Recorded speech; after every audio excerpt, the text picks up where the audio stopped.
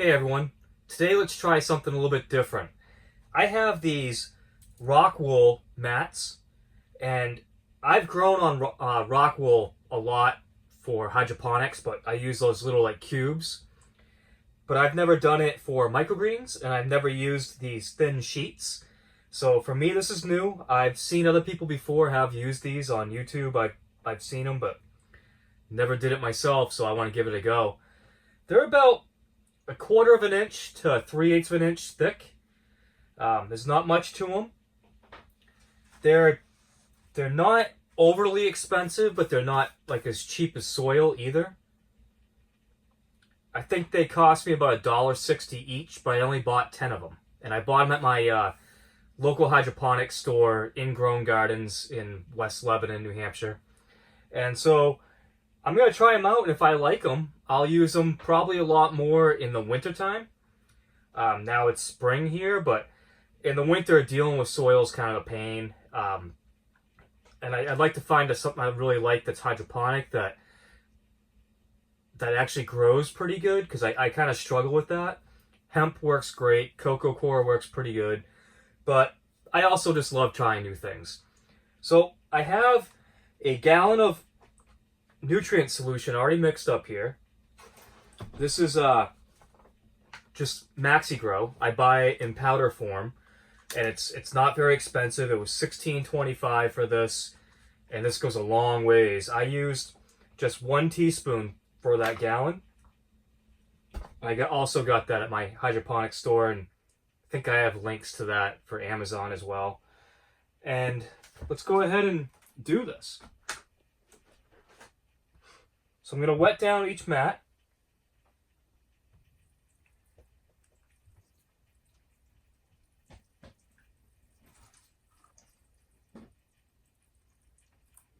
Now, one of the reasons that I have such high hopes for the Rockwool is it can retain water extremely well. It does not dry out very easily, and especially being the thickness these are, I think they're going to work really well. Certain grow mats, like BioStraight, will dry up in less than a day, and if you're not right on top of it, you can lose your crop pretty easily if you're not paying attention. Rockwool, I'd be surprised if I have to water these every day. Probably every other day, every couple days. We'll see how it goes. So like I said, they hold a lot of water. That's almost an entire gallon on 3 mats. And it's soaking it right up. I don't have like a whole lot of excess water. There is some, but there's not a lot.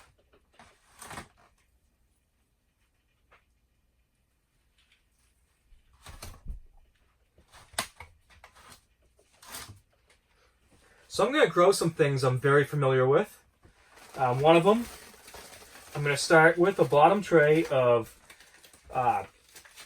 China Rose radish. And this was a 5-pound bag I bought of it. If you buy radish by the 5-pound bag, it's super cheap. But unless you grow a lot of it, it's going to take you forever to go through that, because that's a lot of seed for radish seed, because it's fairly small. The main reason I had bought 5 pounds is because I have a Patreon channel and I have a seed club on there. To be honest, I haven't really done the best keeping up with it, but I did send everybody who was part of the seed club some seed, and radish was one of them. That's why I had the 5-pound bag. So I'm going to do 3 tablespoons of that. It's a little difficult to spread them because they bounce off the Rockwool.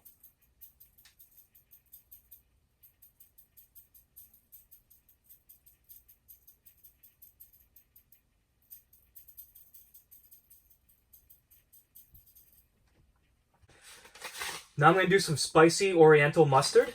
This is one of my favorites. It really tastes just like the wasabi. You almost can't tell the difference, except for the price. The wasabi seed is way more expensive, but this Oriental spicy mustard is fantastic.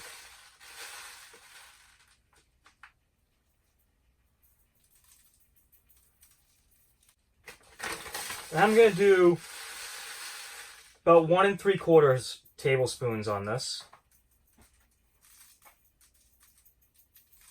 And now for my top tray, I'm going to do red garnet amaranth, which is a challenging crop a lot of the time. I think it's going to do really well on the Rockwool, but we'll see. I'm going to do just 1 tablespoon of the amaranth, which is actually slightly more than I would normally do. I usually do about 2/3 of a tablespoon on soil. But I'm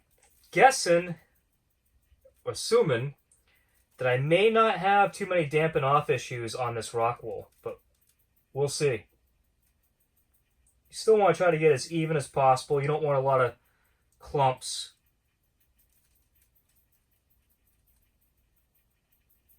So that's going to do it for the planting. Now I'm just going to mist the tops of the seeds just because I want to make sure they all get a nice coating of water on them.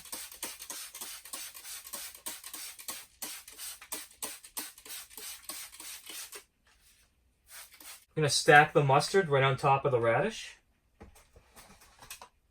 And then the amaranth on top of the mustard. I'll put an upside down tray over this, and we'll leave it for a few days and see what happens. It's been 3 days and the trays were just uncovered. The amaranth is still covered. 24 hours under lights. This is what it looks like. And the amaranth has also been uncovered and under lights now after 5 days. It's been 7 days since I started experimenting with the Rockwool, and I think I've reached a conclusion on how things went, and I'm ready to show you how it went. I'm out here in the Microgreens Palace. I've started putting stuff out here again. There's not a lot going on right at the moment, but I've got some stuff. So this is the mustard on the Rockwool, and it did absolutely fantastic. Love it. It's great. Gonna grow it for a few more days before I harvest it, but judging by how it looks right now, that will not be a problem at all. Here's the radish.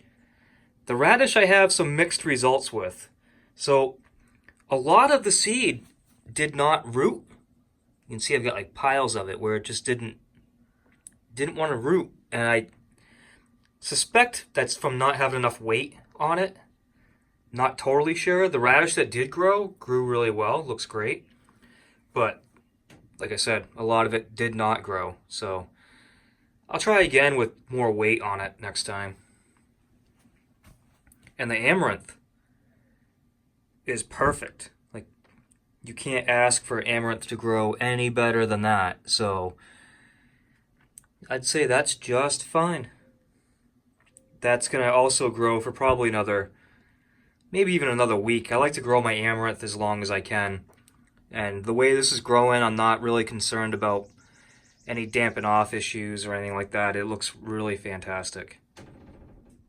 So with that, I would say that the Rockwool works good. It's nothing that you really have to have. Doesn't work amazing, but it works good enough for me. And it's something I'll probably play around with a little bit more. At the end of the day, I really like growing in soil, but I'd say Rockwool would be a top contender if I'm not going to use soil. It's up there similar to cocoa coir. I wouldn't say it's as good as hemp, but hey, it works pretty good. If you want to check it out, go ahead and try it. Let me know how it works for you. Thanks for watching.